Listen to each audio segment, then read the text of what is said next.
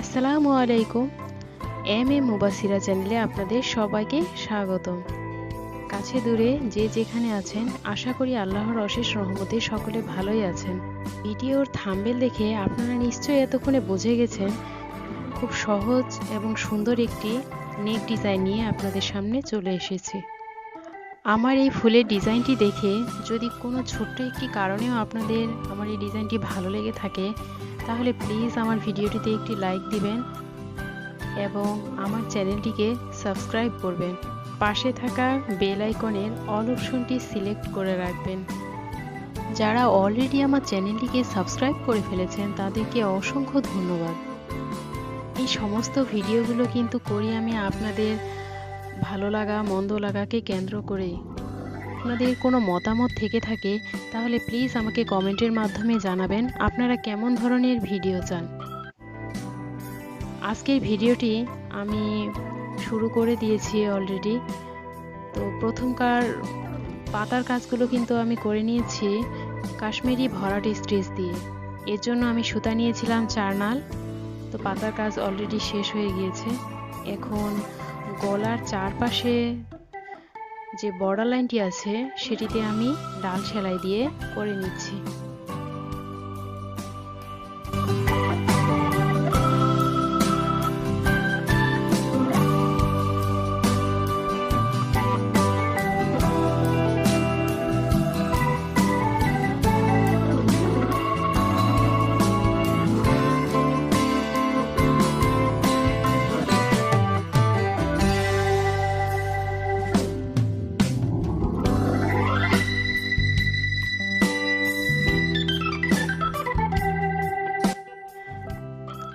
এরপরে আমি ফুলের কাজগুলি করে নিচ্ছি।